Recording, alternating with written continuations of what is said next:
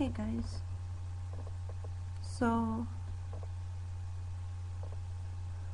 I've been doing a lot of processing about my history and like emotional issues about it and just how things have developed, and I think as like a protective mechanism I just kind of didn't want to think about it for a long time.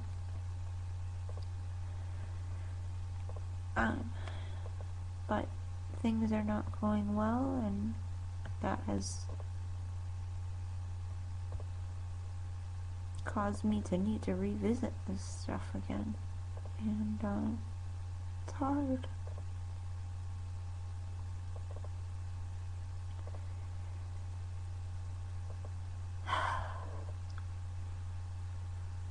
It's hard and it's scary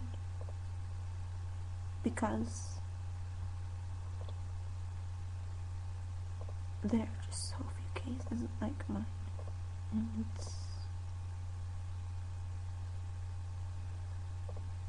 it's a very scary position to be in.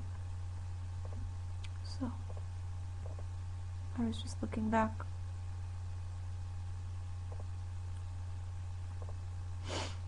thinking how I was mismanaged for so many years and wondering what to do now. Hey, hubby, what's up? Yeah, pretty soon. I love you too, baby. So I recently found the dysautonomia people here on YouTube. And I'm so glad. More than ever.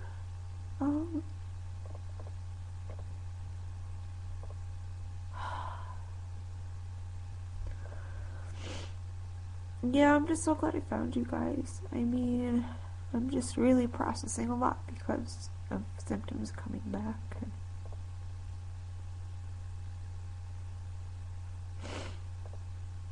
I never expected to still be here. It's a very weird thing. But,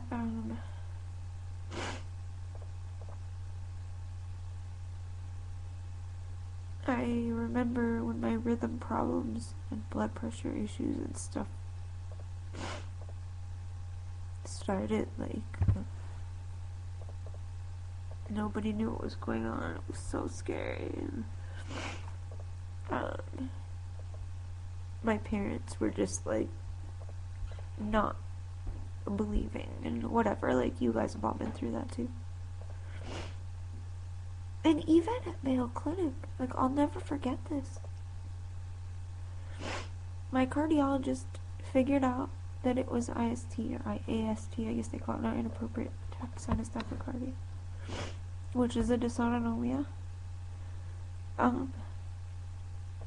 They believed it, and very little studies done. If you look up studies, I think one of them has 3 patients and one of them has 8 or something. This is a very rare arrhythmia that I developed first. And I remember seeing my primary at Mayo and telling him what the cardiologist said, and the primary at Mayo was correcting me, there's no such thing as inappropriate sinus tachycardia or whatever. And I remember being so confused because just down the hall I saw the cardiologist. But my primary care physician was just so dismissive, even in the same institution. It's ridiculous. So I've always been sensitive about things emotionally, and I just remember feeling just so alone and suspect, you know? And, yeah, I was just looking some things up online, and I came across this study I was a part of, and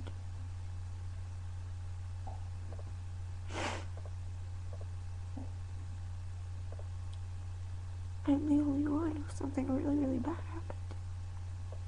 I guess.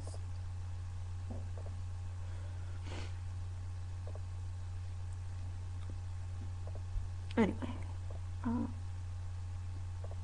the treatment was transiently effective, but things got a lot worse in the end, and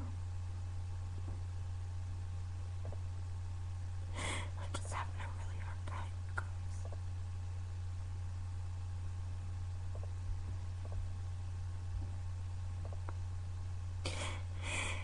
I'm tired of this. I'm so tired.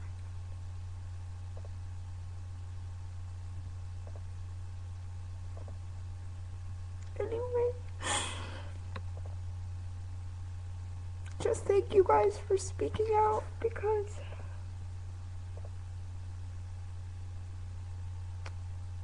these are things that I just stopped talking about for so long. And I've been stable for a couple of years now, like doing pretty well. But lately things are getting bad again, and I'm just scared. I'm just scared because a lot of my problems, the treatment will contradict another one, and then what do you do?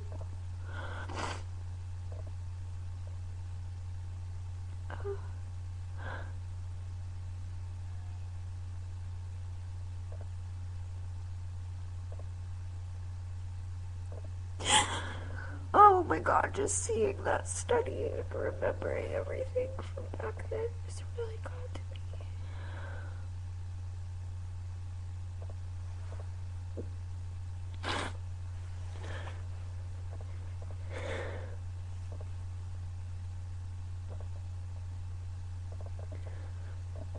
If anybody who's watching this knows someone who has something wrong that people can't figure out,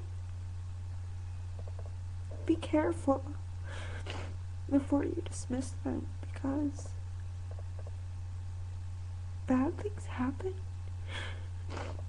Rare bad things happen. Okay? Just know that. Too many of us have been judged and mistreated and suspect and dismissed, and it's so wrong. Oh god. Anyway, coming to this, like, discovering this community was such a relief, and at the same time really difficult, because I have to face, like, issues in my own illness that I've been in major, like, not thinking about this for years, you know, and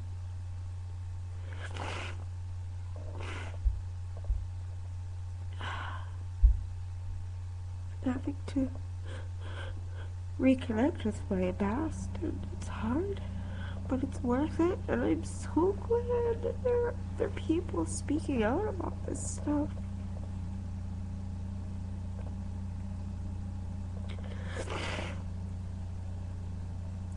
I think the worst part that really screwed me up was after the procedure, and I was doing well for months, and then started having more symptoms, and I called, like, the leader of the study or whatever, and I was scared, and it was like,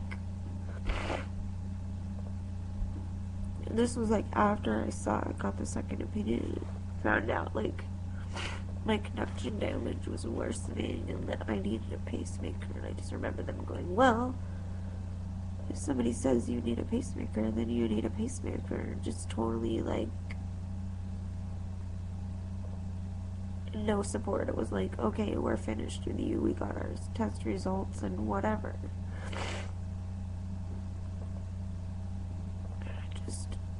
I'll never forget waking up after that procedure and just feeling different inside.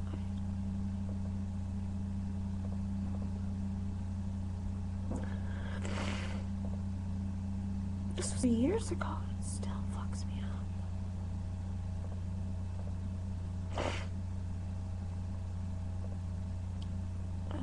the time, I didn't have any clinical education or know what was going on, but I'd had a bad reaction to the sedative, and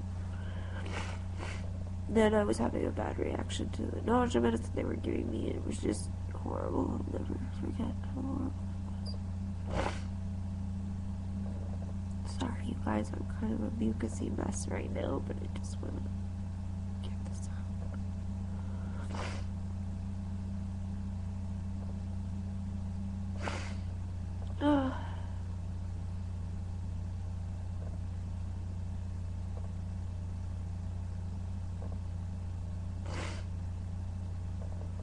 I'm glad you guys are here. And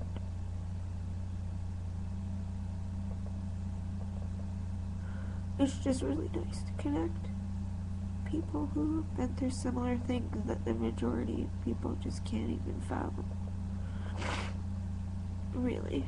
I mean, it's one thing to suffer with a brutal illness, it's another thing to suffer with a brutal illness that is rare and largely misunderstood. And I'm just glad we have each other, you know.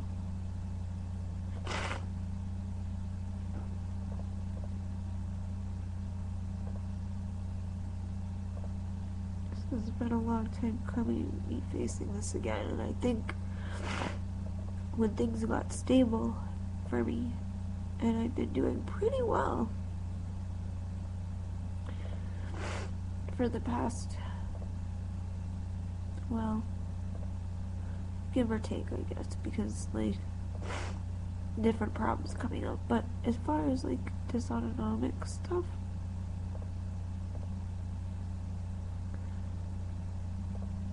I kind of blocked it all out for so long, like, all this stuff, and then watching your stories just brought back all this stuff that I just didn't think about for so long, like,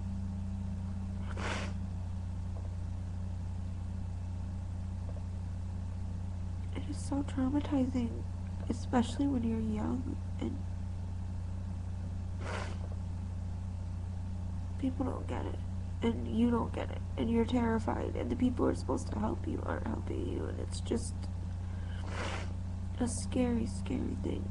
So, anyway, I'm having a lot of hard time right now, like, processing everything that's going on with my health getting worse.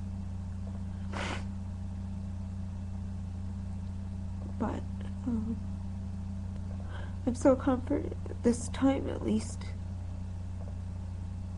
I'm walking beside fellow warriors with similar battles, and it's so comforting. So again, like, I already made a gratitude video, but everybody who has spoken out and shared about this, I'm so grateful for you. It helps a lot.